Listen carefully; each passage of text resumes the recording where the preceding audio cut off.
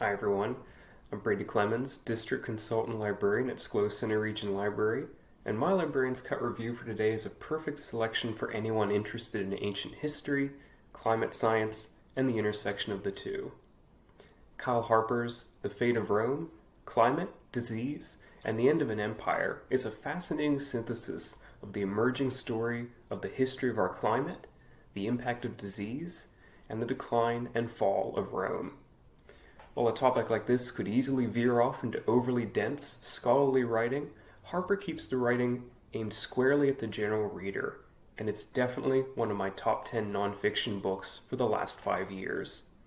I tend to read a lot, and mostly nonfiction, but this is one of those books that forever alters how you think about a topic you thought you knew.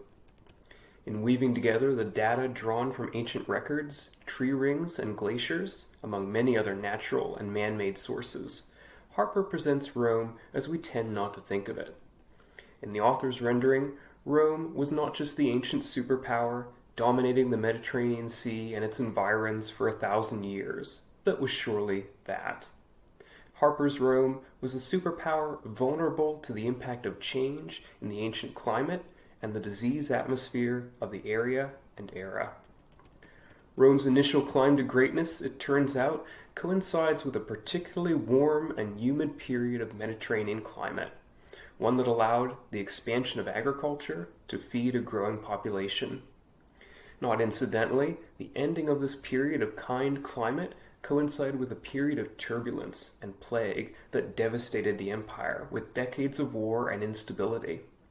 This turns out to be true on more than one occasion in the history of Rome and its successor states.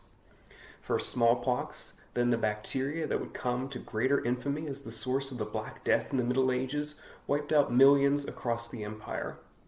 Bacteria, just as much as barbarians, left the empire weak, vulnerable, and ultimately incapable of sustaining itself. And the story of just how that happened and how new scientific data is shedding light on the ancient sources is fascinating. The Fate of Rome is available as a digital audiobook on the library's Overdrive site. That's it for today. Take care and keep reading.